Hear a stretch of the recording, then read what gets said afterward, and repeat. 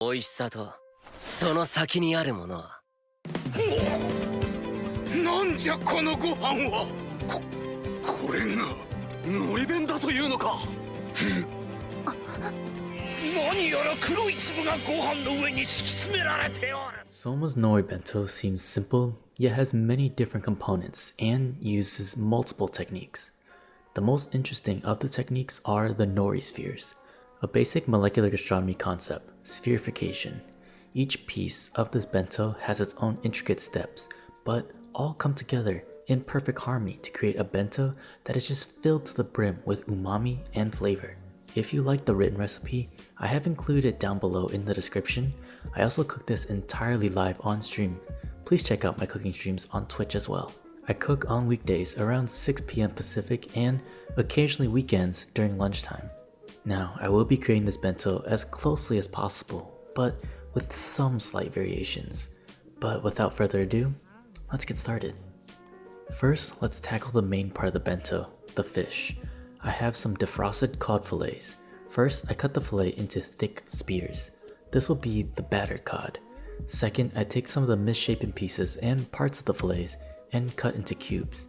Rinse in some cold water and pat dry, then put in the freezer for about 15 to 20 minutes to let them partially freeze. Those will be used for the chikuwa or fish cake. After the pieces have been partially frozen, place in a food processor along with 1 frozen egg white, some salt, about 2 tablespoons of potato starch, and a couple of ice cubes. Blitz this and scrape the sides periodically until smooth.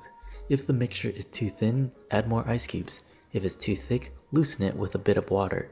If the mixture won't hold together, add some more starch. I let this sit in the fridge until it's time to deep fry so they don't lose its structural integrity. Moving on to the sides, I will be deviating just slightly from the bento for this next item. Soma uses burdock root and carrots, but I will just be using carrots here. Thinly slice into stick pieces, also known as julienne. Mix this with Kewpie Mayonnaise, balsamic vinegar, and black pepper. If you're using regular mayonnaise, also add a touch of sugar for the sweetness. Set that aside. In a small saucepan, add either water or whichever broth you prefer. I'm using dashi broth here. Bring it up to a low simmer and then add Bonito flakes and simmer to infuse the flavors. Remove the Bonito flakes and save the dashi broth for the next item. Chop up the Bonito flakes and add soy sauce and optionally sesame oil. Set that aside. Moving on to the soup, chop bacon into 1 to 2 inch pieces and a yellow onion into half crescent slivers. Add the dashi broth from before into a larger saucepan and then add the bacon and onions. Bring this to a boil, then a low simmer to fully cook the bacon through. After the bacon is mostly cooked through, add a tablespoon of miso and stir until dissolved. I recommend white miso, which is lighter in the fermented flavor. It offers a lighter taste to the soup and really balances everything else. Leave this on low heat until everything is ready. For the sauce that is paired with the battered cod, Soma uses pickled shallots, but I didn't have any, so I will be replacing that acidity with a dash of Tabasco sauce. But any pickled items such as pickles, pickled garlic, pickled onions would work if you have that. Just chop it up before mixing it in.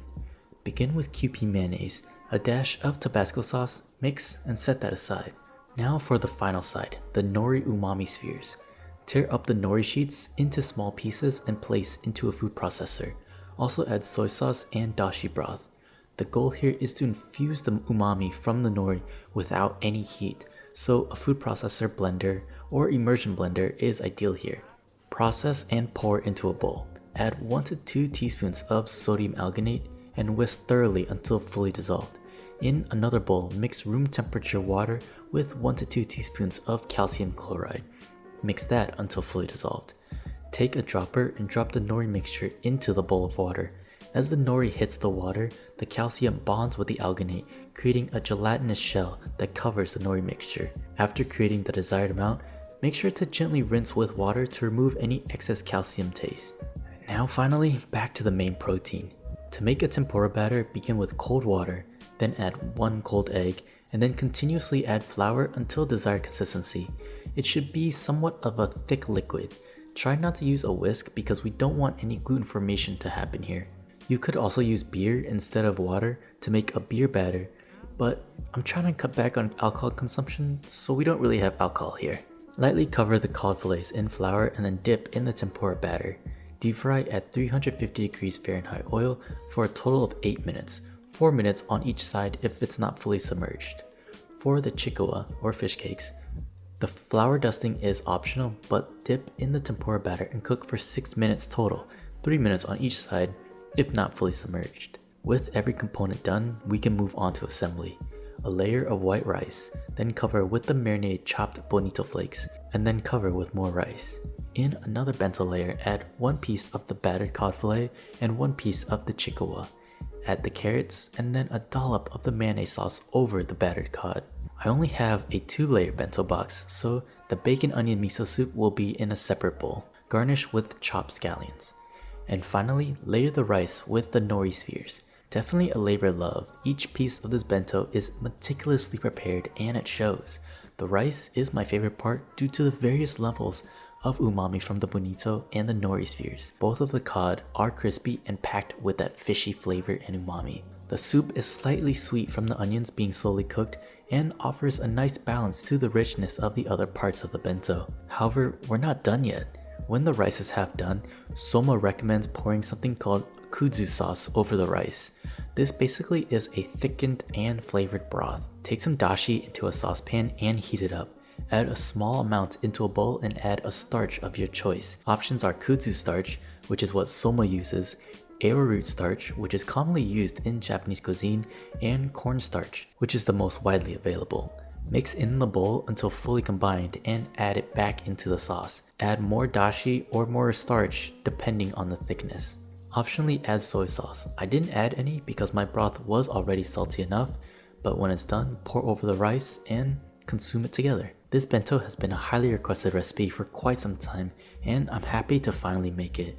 Hope that it lived up to your expectations and that you will try to make this at home yourself. If you do, please let me know on any of my social media. Send me pictures and how it turned out. Links are down in the description. Let me know what else I should try to make and remember to like, subscribe, and share the video. I'll see y'all in the next one.